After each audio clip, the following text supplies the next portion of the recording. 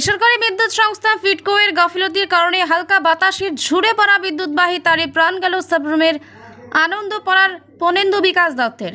মৃত্যুকালে তার বয়স ছিল 32 বছর। পিতার নাম শিবু রঞ্জন দত্ত। পনেন্দু বিকাশ দত্ত ত্রিপুরা সরকারের স্বাস্থ্য পরিবার কল্যাণ দপ্তরে ভেহিকলস ইন্সপেক্টর পদে আগরতলা গোর্খাবস্তি রাজ্য সদর দপ্তরে কর্মরত ছিল।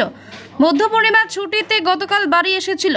রাতে সাব্রুম বাজার থেকে বন্ধুদের সাথে আড্ডা দেওয়ার পর বাইক নিয়ে বাড়ি যাবার সময় সামান্য ঝড় বৃষ্টিতে ঝুলে থাকা বিদ্যুৎ পরিবাহী তারে বিদ্যুৎ স্পৃষ্ট হয়। রাতে পথ চলতে এক ব্যক্তি দেখতে পেয়ে পুলিশ ও ফায়ার সার্ভিসকে খবর দেয়।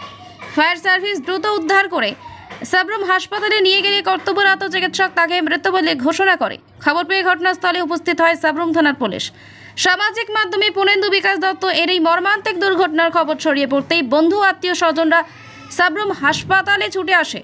এর মধ্যে নেই বিদ্যুৎ পরিষেবা। হাসপাতালে তখন লোকে ভিড়ে পরিপূর্ণ। জনগণের ক্ষোভ গিয়ে পড়ে ফিডকোর ওপর। আবার হাসপাতালে জেনারেটর চালানোর জন্য মজুদ ডিজেল নেই।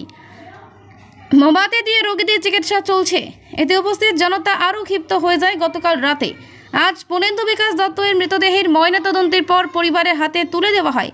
পনেন্দু বিকাশ দত্ত ত্রিপুরার একজন পরিচিত ক্রিকেটার ছিল। এছাড়াও ফুটবলে ভালো গোলকিপারও ছিল, যার ফলে তার শুভাকাঙ্ক্ষী ছিল অনেকেই। তার সকল হতেই তার মৃতদেহ দেখার জন্য ভিড় জমায় সাব্রুম হাসপাতালে। সামনে প্রচুর সংখ্যক জনগণ। ময়না তদন্তের পর মৃতদেহ পরিবারের হাতে তুলে দিলে পনেন্দুর সহকর্মী ও তার বন্ধুবান্ধব মিলে তার মৃতদেহে ফুল মালা দিয়ে শ্রদ্ধা জানায় এবং শোভাযাত্রার মাধ্যমে তার মৃতদেহ নিয়ে সাব্রুম বাজার পরিক্রমা করে এবং পরবর্তী সময়ে তার শেষকৃত্য সম্পন্ন হয় সাব্রুম মহাশ্মশানে। ডক্টর প্রবাল ভৌমিক। কোন হসপিটাল? হ্যাঁ, এটা কোন hospital? Sabroom sub divisional hospital. কিতা হয়েছে স্যার? হ্যাঁ, কিতা হয়েছে? একটা কিছুক্ষণ আগে 11:40-এ ফায়ার সার্ভিস একটা ব্রড ডেড পেশেন্ট নিয়ে আসে আর কি, একটু আগে। নাম কি স্যার? ওর নাম পূর্ণেন্দু বিকাশ দত্ত, 32 ইয়ার্স। 32 ইয়ার্স। কিতা হয়েছে স্যার? হ্যাঁ, কিতা হয়েছে? জানা গেছে যে বিদ্যুৎ পৃষ্ঠ হয়ে ও রাস্তায় পড়েছিল আর কি। তো ফায়ার সার্ভিস পেয়ে ওকে নিয়ে এসেছে। মানে হাসপাতালে আনার আগে কি? হ্যাঁ, আনার আগেই মারা গেছে।